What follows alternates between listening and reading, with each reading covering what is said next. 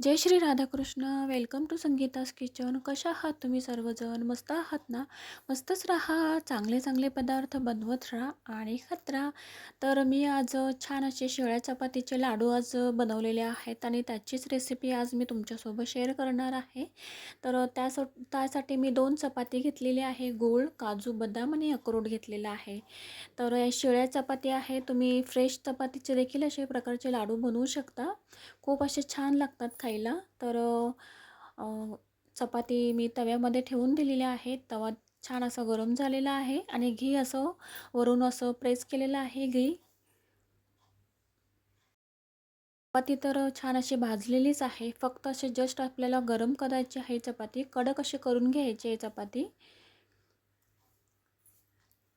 तर इथे मी 2 चपाती वापरलेली आहेत. तुम्हाला हवं असेल तर तुम्ही जास्त चपातीचं देखील हे अशा प्रकारचे लाडू बनवू शकता. खूप असे छान लाडू लागतात खायला.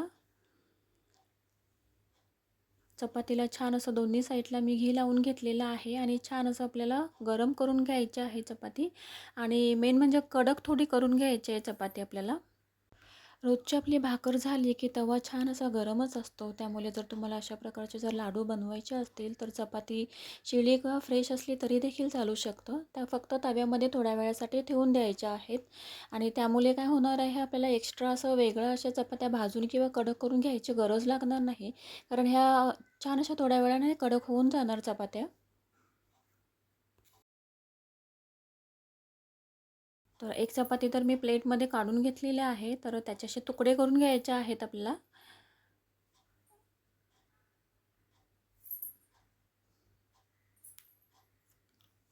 तुकडे यासाठीच करायचे आहेत आपल्याला कारण ते मिक्सरमध्ये आपल्याला बारीक करून घ्यायचे आहे. तर हे पहा अशा प्रकारे चपातीचे आपल्याला तुकडे करून घ्यायचे आहेत. तर चला तर आता एक छान असं मिक्सरचा भांडा घेऊया. तर त्याच्यामध्ये चपातीचे तुकडे टाकून घेऊया आपण. चपातीचे तुकडे टाकून घ्यायचे आहेत त्याच्यामध्ये आपल्याला आणि याच्यामध्येच आपल्याला गूळ देखील टाकून घ्यायचा आहे. 4-5 अक्रोड घेतलेले आहेत मी, ते देखील टाकून घेतलेले आहेत आणि काजू देखील मी घेतलेले आहेत. ते देखील टाकून घ्यायचे आहेत आपल्याला याच्यामध्ये. बदाम टाकून घ्यायचे आहे त्याच्यामध्ये आणि वेलची देखील तुम्ही याच्यामध्ये टाकू शकता आणि छान अशी पावडर करून घ्यायची आहे आपल्याला याच्यामध्ये आणि ही पावडर बनवण्यासाठीच आपल्याला चपाती अशी कडक करून घ्यायची आहे. तर पाहू शकता अशा प्रकारे आपल्याला ही पावडर करून घ्यायची आहे. तर एका प्लेटमध्ये काढून घेऊया आपण हे सगळं मिश्रण. फारसं असं साहित्य लागत नाही. छान असं घरच्या घरातल्या असा साहित्यामध्ये लाडू होऊन जातात आणि हेल्दी देखील होऊन जातात लाडू. त्यामुळे मुलांना टिफिनमध्ये देखील तुम्ही 2-3 लाडू तर आरामामध्ये देऊ शकता आणि पोटभरीच्या देखील हे लाडू आहेत.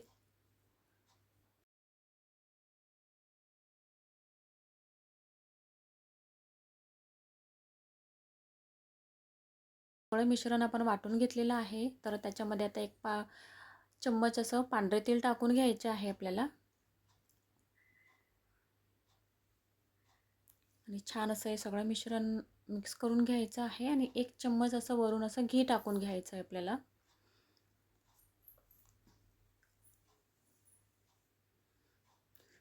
नेहमी उरलेल्या चपातींचं काय करायचं हे आपल्याला नेहमी प्रश्न असतो. त्यामुळे तुम्ही अशा प्रकारचे लाडू करू शकता आणि खायलाही खूप असे छान लागतात आणि हेल्दी होऊन जातात.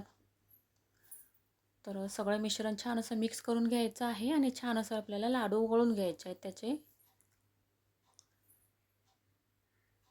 छान असे मी असं छोटे-छोटे लाडू करून घेणार आहे.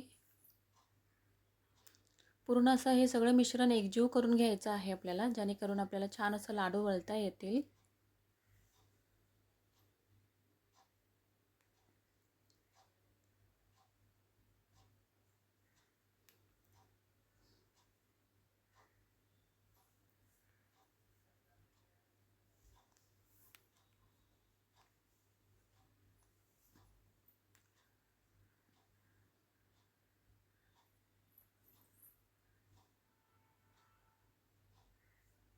तर पाहू शकता छान असा मस्त असा छोटूसा लाडू आपला रेडी झालेला आहे चपातीचा.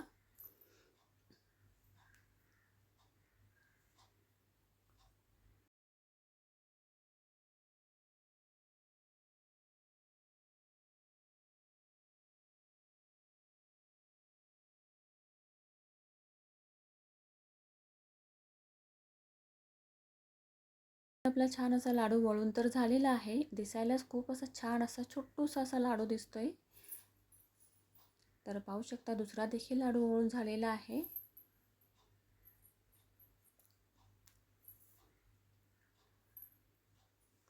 तर अशा प्रकारे आपल्याला लाडू वळून घ्यायचे आहेत. तर एक हातामध्ये वळायला वेळ लागणार आहे, तर त्यामुळे मी दोन्ही हातामध्ये आता लाडू वळून घेणार आहे.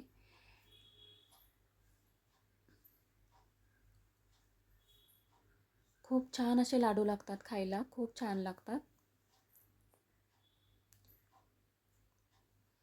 तर उरलेल्या चपातीचं तुम्ही काय करता किंवा शिळ्या चपातीचं तुम्ही काय करता ते मला कमेंटमध्ये नक्कीच कळवा. तर पहा छान असे लाडू आपले तयार होत आहेत.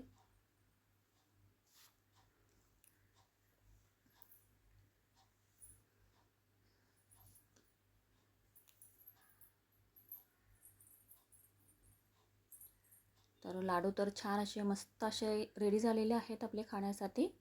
तर एका प्लेटमध्ये आपण काढून घेऊया.